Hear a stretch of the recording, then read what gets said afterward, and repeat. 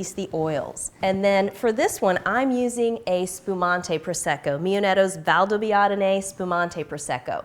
Now, there are two different ways that Italians classify their sparkling wines for the most common styles. There's either fully sparkling, where there's lots of carbonation, just like you'd find in a champagne, and that's called Spumante. A more lightly sparkling style is called Frizzante, and you can use either style for making cocktails. My favorite one for this type of cocktail with the fresh herbs inside is definitely the Spumante.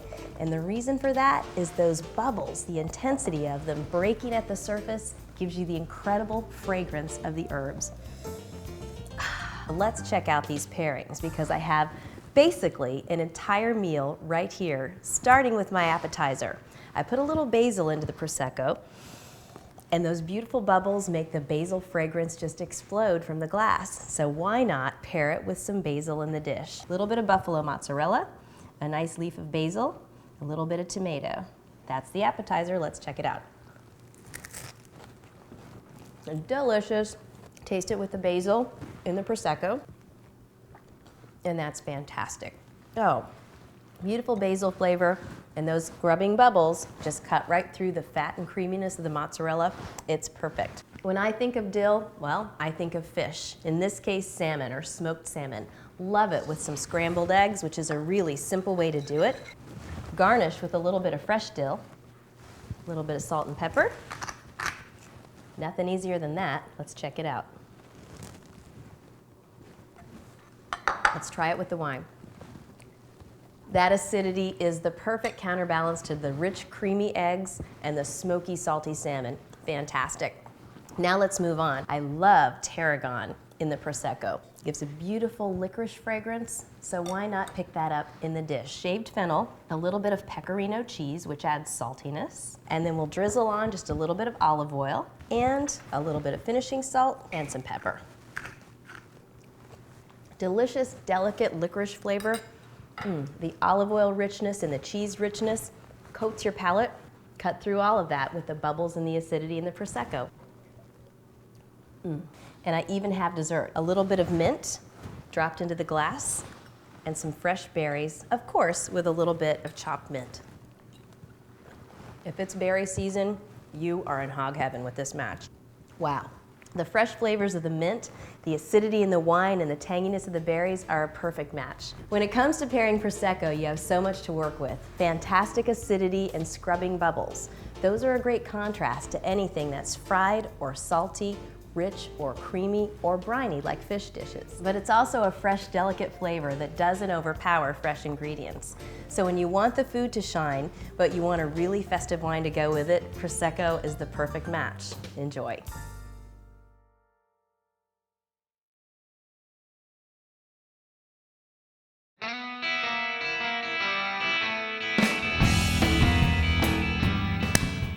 Happy Saturday, or whatever day you happen to be tuning in to Prosecco Week. We've been talking about the fantastically distinctive Italian bubbly all week long, and today's our master class. So what better idea than to master making Prosecco cocktails? They're really hot on all the bar scenes now, and they're so much fun and so easy. I'm going to take you behind the bar at the Hotel Healdsburg in Sonoma County with Scott Beatty.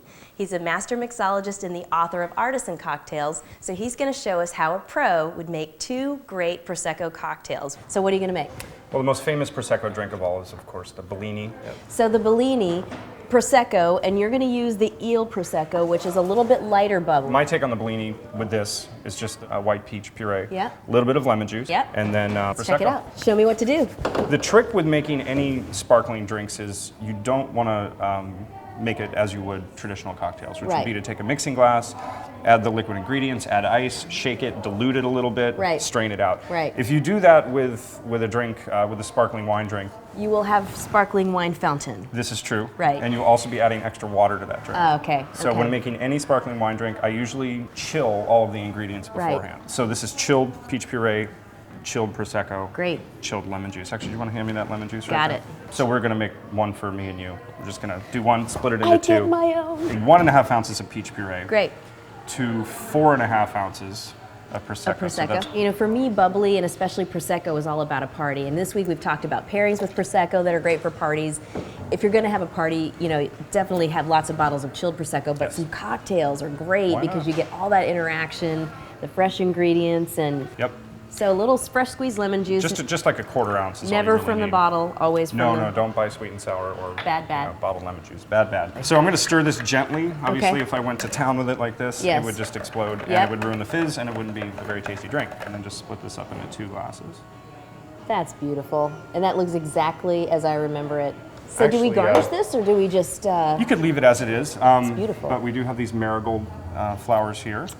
Marigolds, that's so cool. So just a couple of these even smell good. They've got a snappy fragrance to them that's a little citrusy, but also there's something else going on there too. A work of art. All right. Oh, that is gorgeous. That works, huh? Oh, you know, and it's so nice because it's not overly sweet, and I could drink those all afternoon. Fantastic. I'm going to be running the bar at the new H2 Hotel, which is opening up in Healdsburg around June 1st. Awesome. So there's a link on my website for the book, and then they can come see you in person in Healdsburg at H2 at the Spoon Bar. All right, 1 down, 1 to go. All right. And this is going to be your personal creation, right? Which you are naming. All right. Well, I'll get a little inspiration from it once you show me what it is. Let's see. One of my favorite things to do is to take like a fruit liqueur and then kind of mirror it with the matching eau de vie. So you could take Bar William with the pear. You could take Framboise with the raspberry. So the fruit spirit, the fruit liqueur, with the Prosecco. Yes. So this drink is kind of playing with that idea. Okay. We're actually going to use several different kinds of liqueur. This is one that a friend of mine, Adam Seeger, makes. It's a liqueur which has been stained with hibiscus flower, so it has this beautiful purplish red color. So there's just a touch of this. It's intense, almost like bitters. So that's hum. Exactly. All right, so I'm taking a little inspiration from this. A quarter ounce or Okay. so just a dab.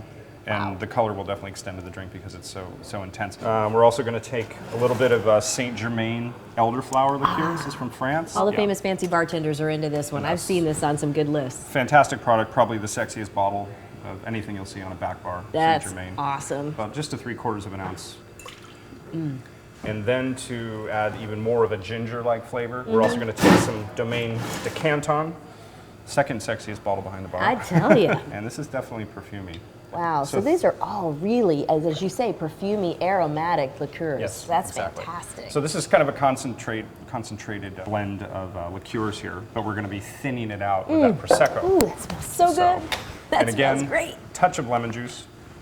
That is like almost the secret ingredient of a bartender, isn't it? It really is, yeah. We're going to add about 4 to 5 ounces of Prosecco.